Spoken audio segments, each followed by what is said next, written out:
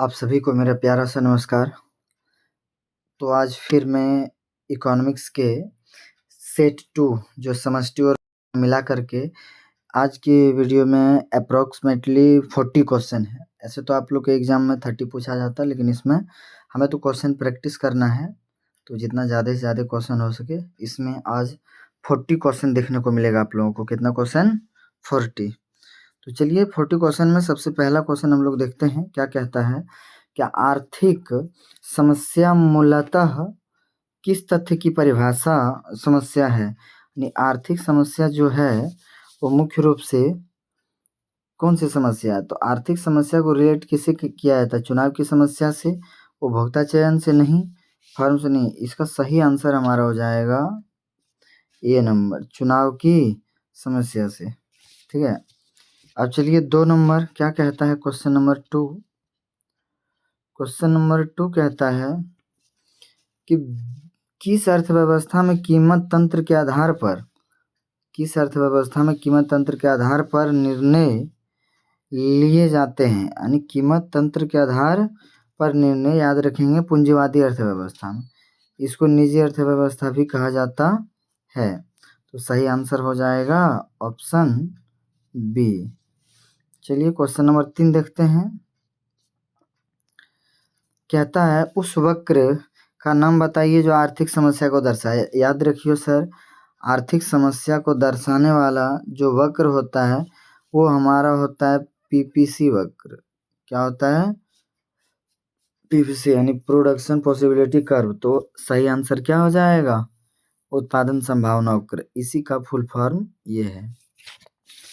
तो सही आंसर 3 का डी।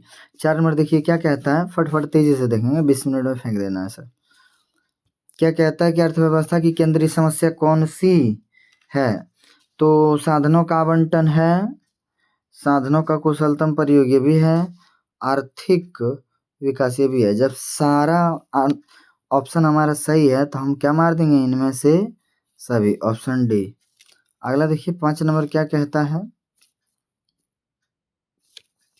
कि जब कुल उपयोगिता अधिकतम होता है, मतलब टीयू जब अधिकतम होता है तो सीमांत उपयोगिता मतलब एमयू क्या होता है? फट से बताइए। वो शून्य हो जाता है। सही आंसर क्या हो जाएगा? 5 का सी। यानी जब टीयू अधिकतम होता है तो एमयू शून्य होता है। 6 नंबर क्वेश्चन कहता है कीमत या बजट रेखा की ढाल होती है। ठीक है, कीमत या बजट रेखा की ढाल होती है, फट से बताइए आप लोग कौन सी ढाल होती है? हमारा क्वेश्चन ये रहा आप लोगों के सामने, फट से बता दीजिए। तो याद रखिए पी एक्स बटी पी वाई होता है लेकिन माइनस में। तो सही आंसर हो जाएगा ए, माइनस पी एक्स बटे पी वाई। अगला कहता है गॉसियन का प्रथम नियम कौन सा है सर? फटाक से बताइए, गॉसियन का प्रथम नियम कौन सा है? तो सम सीमांत उपयोगिता ह्रास नियम। सही आंसर क्या हो जाएगा? बी। 8वां नंबर क्वेश्चन देखिए क्या कहता है कि किसी वस्तु की मानवीय आवश्यकता को संतुष्ट करने की क्षमता होती है। किसी वस्तु की मानवीय आवश्यकता को संतुष्ट करने की क्षमता क्या कहलाती है? तो उपयोगिता। याद रखना, उपयोगिता से ही हमें संतुष्टि प्रदान होती है। यानी जब किसी भी चीज़ को हम लोग उपभोग करते हैं तो उनसे जो हमें संतुष्टि का स्तर मिलता है वो किस में देखी जाती है? उपयोगिता में। अगला क्वेश्चन देखिए कितना नंबर क्वेश्चन हमारा, कितना नंबर है बाबू? फट से बताओ। 9 नंबर। वह कौन सा समय है जिसमें उत्पादन के सभी साधन परिवर्तित हो जाते हैं? बहुत सिंपल सा है। अल्पकाल में कुछ साधन परिवर्तन होता है और कुछ नहीं होता, तो होता है अल्पकाल। लेकिन दीर्घकाल में सर सारा का सारा साधन परिवर्तित होता है, इसलिए सही आंसर क्या हो जाएगा? बी। दीर्घकाल मतलब हुआ लॉन्ग टाइम से। अगला देखिए क्वेश्चन नंबर 10 क्या कह रहा है कि उत्पादन का सक्रिय साधन क्या है? तो उत्पादन का सक्रिय साधन मतलब एक्टिव साधन क्या है? श्रम। तो हो जाएगा 10 का बी। 11 नंबर क्वेश्चन देखिए क्या कह रहा है, चलिए ये मैनेजेबल हो गया। 11 नंबर क्वेश्चन कह रहा है उत्पादन फलन को व्यक्त किया जाता है। फट से बता दीजिए आप लोग आंसर। उत्पादन फलन को व्यक्त किससे करते हैं? तो उत्पादन फलन का सही आंसर हो जाएगा QX बराबर F into AB C D। तो ऑप्शन बी सही हो जाएगा। अगला देखिए सर, कहता फॉर्म के संतुलन की प्रथम शर्त है, यानी फॉर्म संतुलन का पहला शर्त क्या होता है कि MR बराबर TR, कि MC बराबर MR, कि MR बराबर AR, क्या होता है जल्दी बताएंगे सर। तो फॉर्म संतुलन के प्रथम शर्त जो होती है वो शर्त बहुत ही सिंपल है, आप लोग बताइए। 12 का सही आंसर हो जाएगा ए नंबर, यानी फॉर्म संतुलन का जो प्रथम शर्त होता है उसमें MC और MR बराबर होते हैं।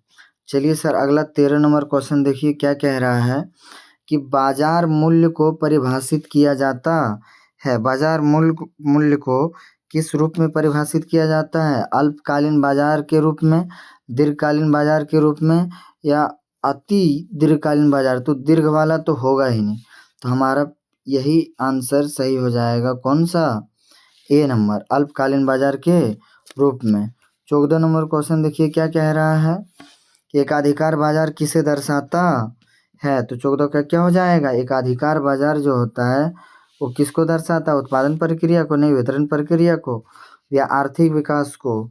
तो हमारा 14 का सही आंसर हो जाएगा सी, किसको दर्शाता है वो? आर्थिक विकास को। चलिए 15 नंबर क्वेश्चन क्या कहता है देखिए, एकाधिकार की विशेषता है। एकाधिकार, जहाँ एक का अधिकार होता है तो एकाधिकार की विशेषता क्या होती है? फर्मों या विक्रेताओं की अधिक संख्या नहीं सर, फर्मों का स्वतंत्र प्रवेश व छोड़ना नहीं, एक विक्रेता तथा अधिक क्रेता। याद रखेंगे सी नंबर हमारा क्या हो जाएगा? सही आंसर हो जाएगा कि जहाँ पर एकाधिकार की स्थिति आएगा वहाँ बिक्री करने वाला कितना रहेगा? एक, विक्रेता रहेगा एक। 16 नंबर क्वेश्चन देखिए क्या कहता है कि किसी वस्तु का मूल्य निर्धारित होता है। तो 16 का हमारा सही आंसर हो जाएगा सी, क्या हो जाएगा? सी, कि किसी भी वस्तु का मूल्य जो निर्धारित होता है वो किस आधार पे? मांग और पूर्ति दोनों के आधार पर। किस पर? मांग और पूर्ति दोनों। 17वां नंबर क्वेश्चन देखिए, कहता है निम्न में से कौन सा कथन सही है, यानी 4 दिया हुआ, 4 में से सही कौन है वो छांटना है। कहता है श्रम की मांग उत्पादक द्वारा की जाती है। सही बात है कि उत्पादन करने वाला ही ना लेबर खोजता है। श्रम की मांग उसकी उत्पादकता पर निर्भर करता है, ये भी सही बात है। यानी हमारा पहला भी सही है, दूसरा भी सही है। तीसरा के बारे में देखो सर, कहता श्रम की सीमांत उत्पादकता उसकी अधिकतम मजदूरी होती है। बिल्कुल, यानी हमारा तीनों का तीनों सही है, इसलिए सही आंसर क्या मार देंगे? 17 का डी। 18 नंबर देखिए क्या कहता है कि अधिक मांग की स्थिति में कीमत में प्रवृत्ति होता है। अधिक मांग मतलब सर अतिरिक्त डिमांड जिसको हम लोग कहते हैं, एक्सेस डिमांड। कहता है इस स्थिति में कीमत में प्रवृत्ति होती है, यानी अधिक मांग की स्थिति में कीमत में कौन सी प्रवृत्ति देखने को मिलती है? तो फटाक से बताइए, कीमत कमी होने की? नहीं, वृद्धि होने की। जब मांग अधिक होगा तो बढ़ेगा। सिचुएशन एकदम क्लियर है, सामने है सर। अगला देखिए क्या कहता है कि सामान्यतः एक मांग वक्र की ढाल होती है। तो फट से बता देंगे, मांग वक्र की ढाल एकदम इकलौता आंसर होता है ऋणात्मक होती है। क्या होती है? ऋणात्मक। तो ऑप्शन बी सही है। आगे देखिए कहता है 20 नंबर, स्टेटमेंट दिया हुआ है कि पूर्ति अपने लिए मांग का सृजन स्वयं करती है, यह किसने कहा था? यानी पूर्ति अपने मांग का सृजन स्वयं कर लेती है, ये किसका स्टेटमेंट है? JB से। किसका है? JB से, यानी ऑप्शन ये हमारा सही है। 21वां नंबर देखिए क्या कहता है कि समष्टि अर्थशास्त्र अध्ययन है। समष्टि मतलब एक से अधिक, समूचा कंप्लीट, वो अध्ययन है अर्थव्यवस्था में रोजगार के अवसर का। बिल्कुल, पहला तो हमारा सही है। दूसरा कहता वस्तु की पूर्ति के नियम का नहीं, स्कूटर में नहीं, गेहूं में नहीं, यानी इकलौता आंसर हमारा क्या हो जाएगा? Answer A. चलिए 22 नंबर देखिए क्या कहता है कि पूंजी के स्टॉक की वृद्धि कहलाती है, यानी पूंजी का जो स्टॉक होता है उसमें अगर वृद्धि हम लोग कर दिए तो वो क्या कहलाता है? याद रखेंगे, पूंजी निर्माण कहलाता है। क्या कहलाता है? पूंजी निर्माण। चलिए 23वां नंबर क्वेश्चन फट से पढ़िए सर, क्या कह रहा है कि मानव कीमत स्तर का अध्ययन किया जाता है। मानव कीमत स्तर का अध्ययन किया जाता है, सॉरी मानव नहीं, सामान्य है। क्या पढ़ दिए? इस सामान्य कीमत स्तर का निर्धारण किसमें किया जाता है? तो याद रखेंगे व्यक्तिगत में नहीं, समष्टि अर्थशास्त्र में। किसमें सर? समष्टि अर्थशास्त्र में की जाती है। चलिए 24 नंबर देखते हैं, क्या कहता है कि निम्न में से किस वस्तु के निर्माण में गेहूं एक मध्यवर्ती वस्तु है? तो ब्रेड में बिल्कुल, बिस्किट में भी बिल्कुल, चपाती में भी बिल्कुल। तो इनमें से सभी हमारा सही आंसर हो जाएगा, यानी मध्यवर्ती मतलब बीच में।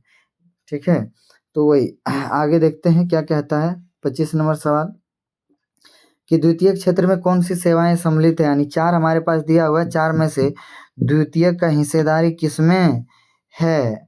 तो कहता है सर बीमा ये तो तृतीयक है, बैंकिंग ये भी तृतीयक है, व्यापार ये भी तृतीयक है, विनियोग यानी ऑप्शन नंबर डी सही हो जाएगा। चलिए 26वां नंबर देखेंगे सर,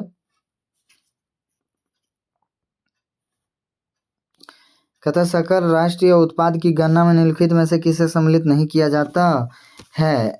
ठीक है, तो सकल राष्ट्र की गणना जब हम लोग करते हैं तो इन 4 में से किसे शामिल नहीं करते हैं? पुरानी वस्तुओं का क्रय विक्रय इसे भी शामिल नहीं करते हैं, मध्यवर्ती वस्तुएं इसे भी शामिल नहीं करते हैं। आंसर हो जाना चाहिए हमारा ए और बी दोनों को शामिल नहीं किया जाता, यानी ऑप्शन सी सही है। अगला देखेंगे सर, प्रवाह के अंतर्गत निम्नलिखित में से कौन शामिल है? यानी 4 जो ऑप्शन दिया हुआ है इनमें से प्रवाह के अंतर्गत शामिल कौन है? तो उपभोग है, निवेश है, आय है। तो सही आंसर हो जाएगा उपरोक्त सभी, यानी ऑप्शन डी मार देंगे सर सही आंसर में।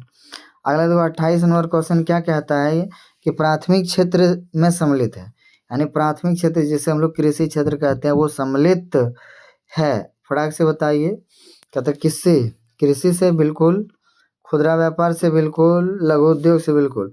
तो इनमें से सभी इसका भी आंसर हो जाएगा। 29वां नंबर क्या कहता है, केन्स का रोजगार सिद्धांत निम्नलिखित में से किस पर?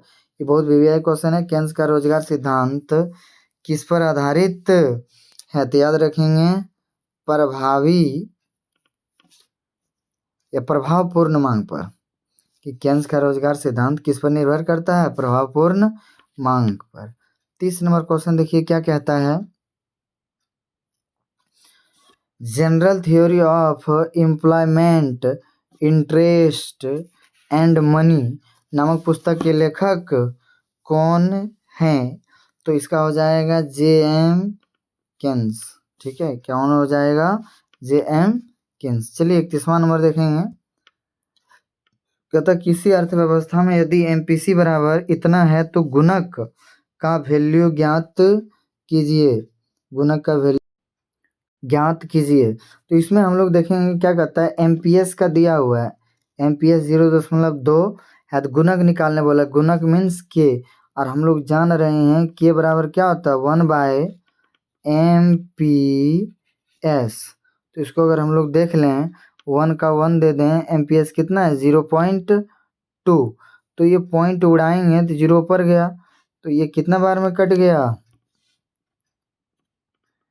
2 कट गया एक बार में, ये 5 बार में। तो हमारा सही आंसर क्या हो जाएगा? 31 का बी नंबर हमारा सही आंसर हो जाएगा। चलिए 32 नंबर की ओर बढ़ते हैं। 32 नंबर क्या कहता है, भारत में व्यावसायिक बैंकों का राष्ट्रीयकरण किस वर्ष हुआ था? तो बैंकों का राष्ट्रीयकरण किस वर्ष हुआ था? तो 32 का सही आंसर हो जाएगा सी। कब? 1969 ईस्वी में।